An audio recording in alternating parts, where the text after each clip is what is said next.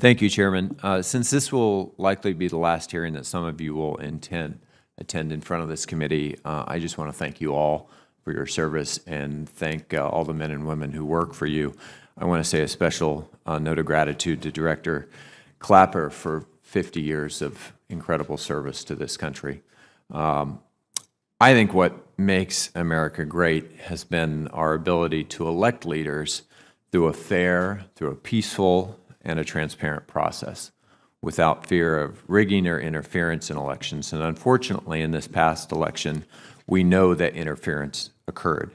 And when I say interference, I want to be specific. It's not about someone physically stuffing ballot boxes or someone hacking our electronic voting machines to give one candidate more votes than the other. It's about selectively and deliberately releasing damaging information in hopes of furthering one's strategic objectives, in this case, Russia's strategic objectives. I believe this is going to happen again unless there is a price to be paid. This interference impacts the foundation of our democracy, our elections, which is why I welcome the sanctions against Russia announced by the President and why I believe we need to be evaluating additional Russian sanctions. It's simply too important for both parties and for the future of our country. Secretary Lettra, given the need for deterrence in this atmosphere, which, as you said, is not always achieved by a cyber response, how important are tools like sanctions to imposing the kind of clear costs that you articulated? Sanctions are a very useful tool in that toolkit, and I think in the case of the current situation that we find ourselves in, it would be prudent to continue to look at other options to impose more sanctions on Russian actors as the facts continue to develop.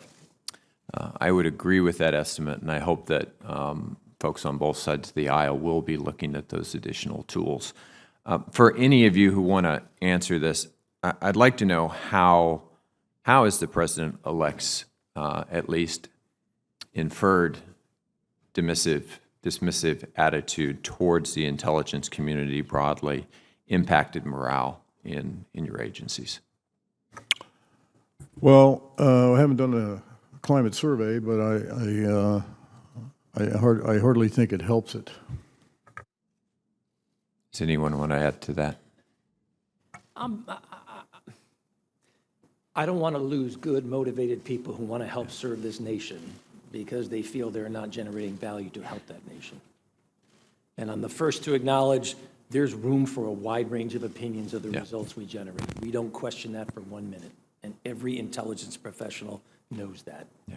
I have had plenty of times in my career when I have presented my intelligence analysis to commanders and policymakers, and they just looked at me and said, "Hey, Mike, thanks, but that's not the way I see it," or "You're going to have to sell me on this." That doesn't bother any of us.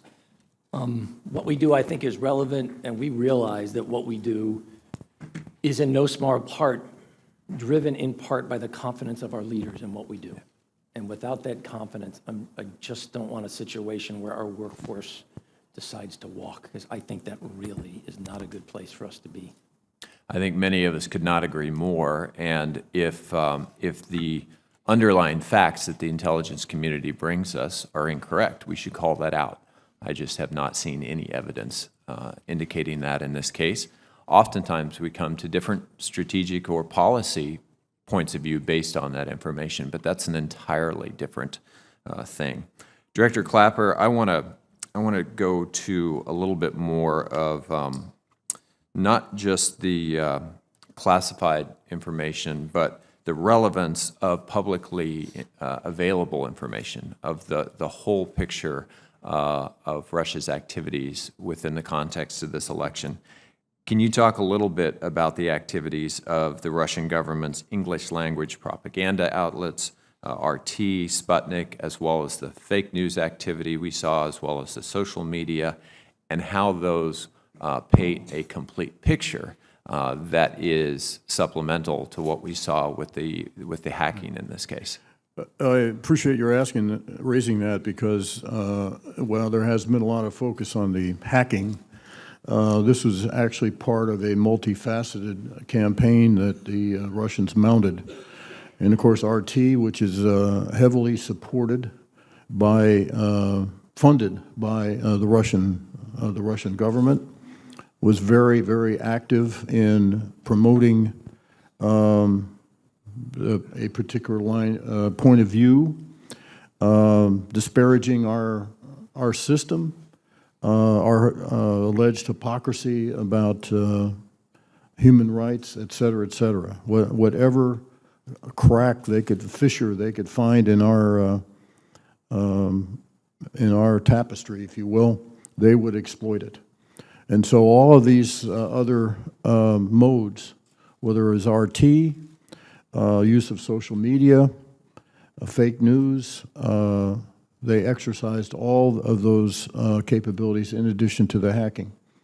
And of course, I think the totality of that, I think, regardless of what the impact was, which we can't gauge, just the totality of that effort, not only as DNI, but as a citizen, I think is a grave concern.